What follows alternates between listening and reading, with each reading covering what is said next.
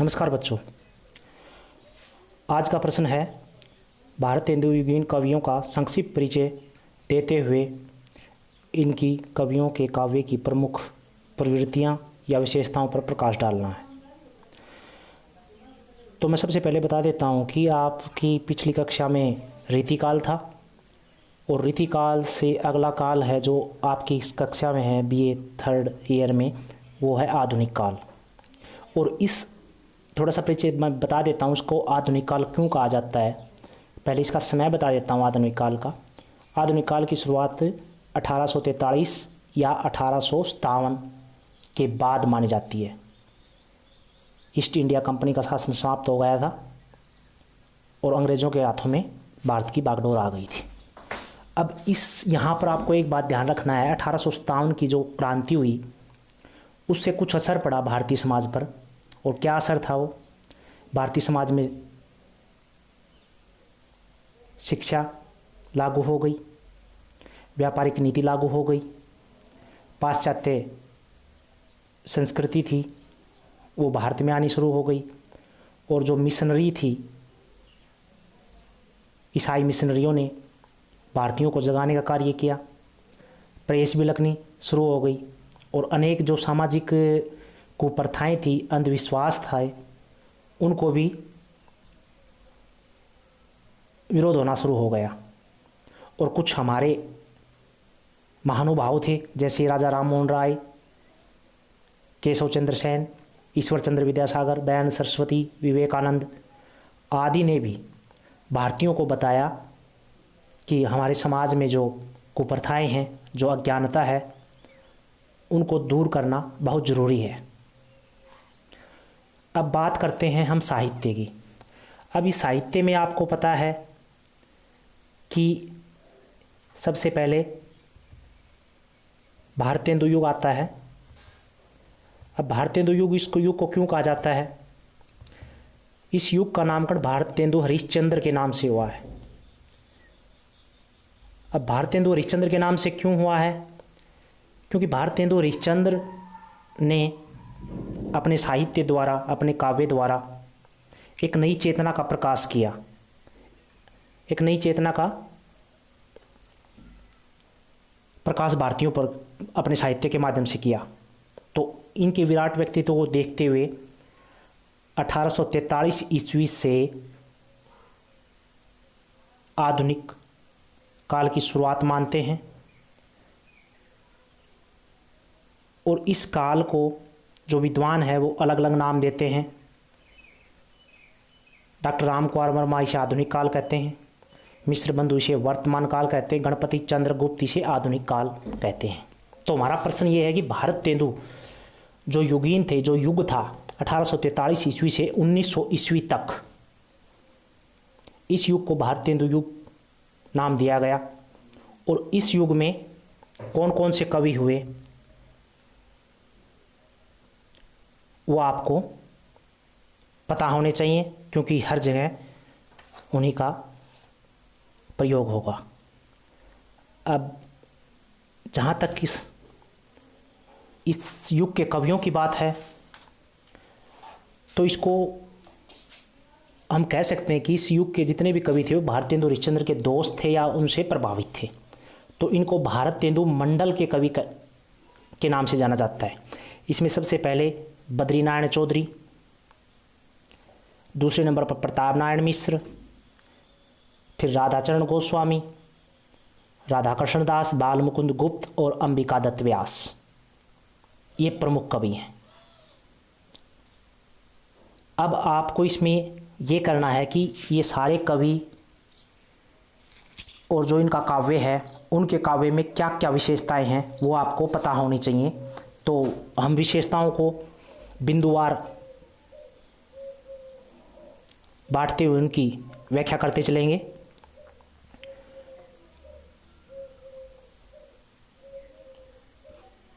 Number 1 पे हम रखते हैं राष्ट्रीयता।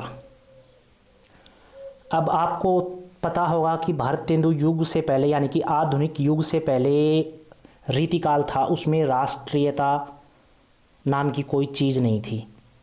लेकिन भारतेंदु जो युग के कवि थे, उनके काव्य में राष्ट्रीयता कूट कूट कर भरी थी। उन्होंने प्रतिपादित किया कि जो ये अंग्रेज हैं, ये हमारे समाज का शोषण कर रहे हैं, अन्याय कर रहे हैं, अत्याचार कर रहे हैं। इसमें आपको दिखाई दे रही होगी पंक्ति, भारतेंदु की कविता की पंक्ति है, भीतर भीतर सब रस चूसई, हंसी हंसी के तन मन धन मूसई, जाहिर बातन में अति तेज, क्यों सखी साजन नहीं अंग्रेज। तो आपको पता चल रहा होगा, साफ साफ भारतेंदु हरिश्चंद्र ने अंग्रेज़ों को ललकारा है।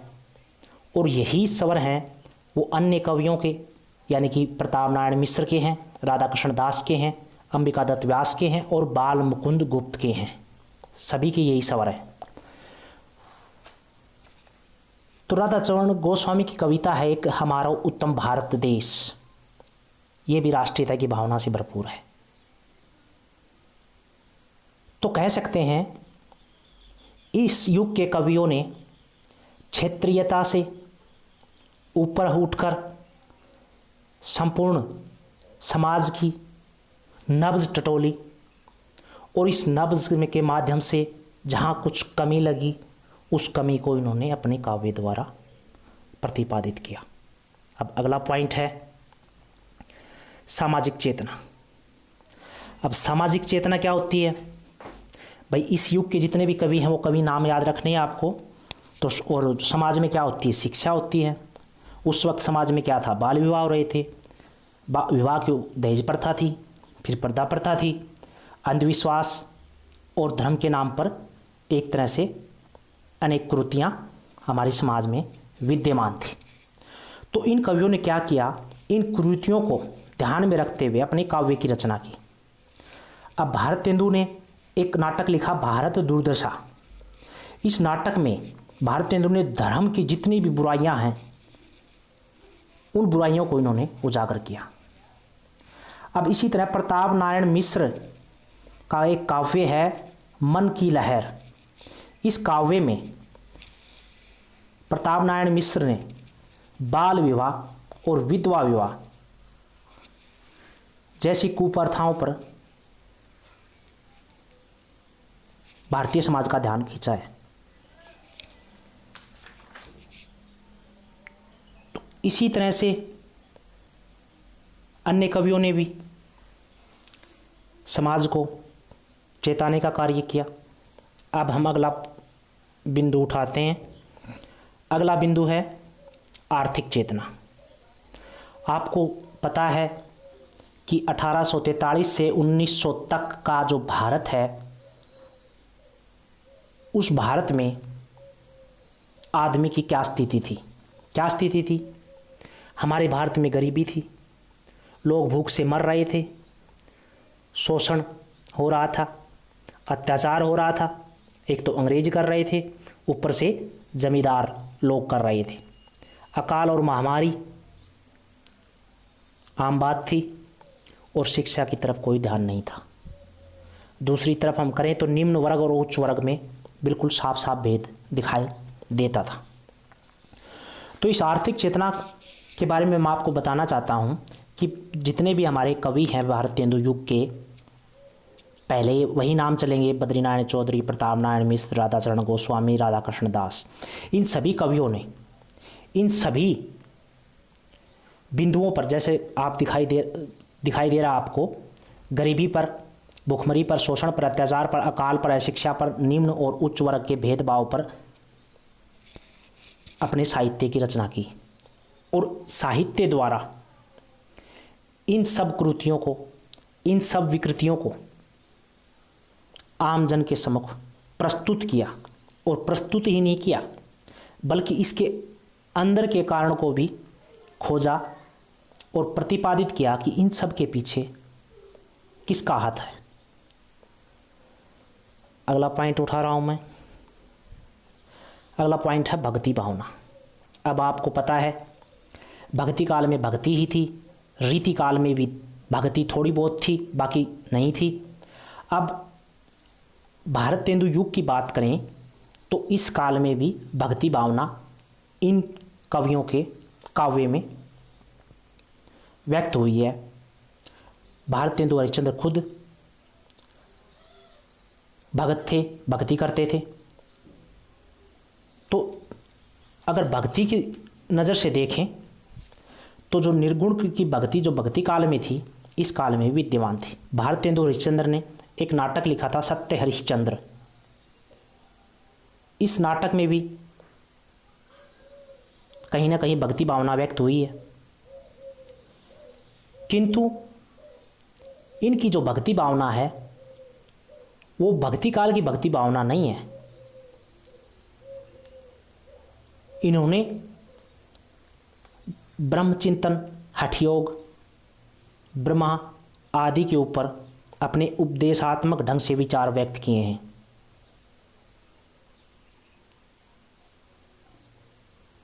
तो अगला पॉइंट पे चलते हैं। अगला पॉइंट है प्रकृति चित्रण। आप सबको पता है कि प्रत्येक कवि के काव्य में, प्रत्येक युग के काव्य में प्रकृति चित्रण मिलता है। रीतिकाल में भी था, आदिकाल में भी था, भक्ति काल में भी, और इस आधुनिक काल के भारतेंदु युग के कवियों के काव्य में भी प्रकृति चित्रण है। अब भारतेंदु हरिश्चंद्र ने खुद गंगा और यमुना का बड़ा ही सुंदर चित्रण प्रस्तुत किया है। इसमें मैंने दो बता भी रखे हैं। भारतेंदु ने वसंत होली, अंबिका दत्त व्यास ने पावस पचासा में वसंत ऋतु एवं वर्षा काल का बड़ा ही अच्छा वर्णन किया है।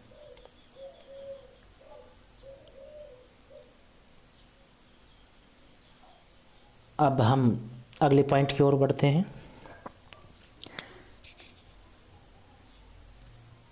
अगला पॉइंट है हास्य व्यंग्य। तो ये इस काल की प्रमुख प्रवृत्ति रही है, या इस काल के कवियों के काव्य की प्रमुख प्रवृत्ति ये रही है, हास्य व्यंग्य। हास्य व्यंग्य क्या होता है? यानी कि हंसी मजाक करना, साहित्य द्वारा उस हंसी मजाक के माध्यम से समाज में जो बुराइयां हैं, जो कुरीतियां हैं, उनको व्यक्त करना। अब इस काल में अनेक कवियों ने अपने नाटकों द्वारा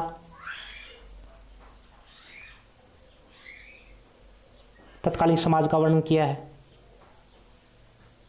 अगर हम बात करें भारतेंदु हरिश्चंद्र की, तो उनकी एक रचना है नए जमाने की मुकरी।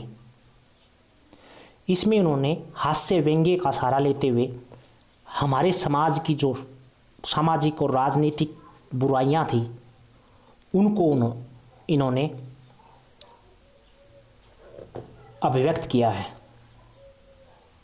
अब इस काल के और हास्य व्यंग्य कवि के रूप में प्रसिद्ध हैं, वो हैं ठाकुर जगमोहन सिंह। अंबिका दत्त व्यास भी हैं, इन्होंने भी हास्य व्यंग्य के माध्यम से तत्कालीन समाज की कुप्रथाओं को उजागर किया है। तो ये हास्य व्यंग्य हो गया। ये इसमें मैंने नाम लिख रखे हैं सारे कवियों के। जगमोहन हो गया इसमें। अब अगला है शोषण का चित्रण। अब ये हो गया शोषण। अब इस काल यानी कि 18, ध्यान रखना भारतेंदु काल का मतलब है 1843 से 1900 ईस्वी तक का भारत। और इस काल में क्या हमारा समाज में किस प्रकार शोषण था, अमीर गरीब का, राजनीति में किस प्रकार का शोषण था, लोगों की जो अर्थ संबंधी दिक्कतें थी, पैसे संबंधित दिक्कतें थी, वो कैसी थी, और धर्म के नाम पर लोग किस तरह से आम जनता का शोषण कर रहे थे, और संस्कृति के नाम पर एक तरह से कूड़े को ही पेश किया जा रहा था। तो इन सभी बुराइयों को देख करके इस युग के कवियों ने अपने साहित्य द्वारा इनको दूर करने की, आम जन को जागरूक करने की कोशिश की। भारतेंदु प्रताप नारायण मिश्र ने भारत की इस पीड़ा को अपने काव्य में स्थान स्थान पर व्यक्त किया है।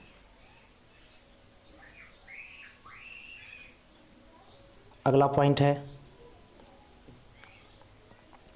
श्रृंगार भावना।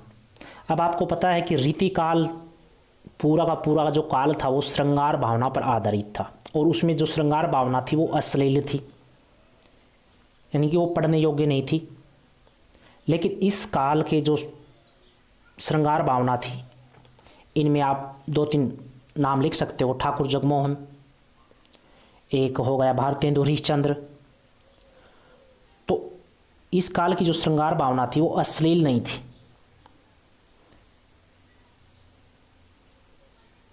तो ये इस काल की एक विशेषता है।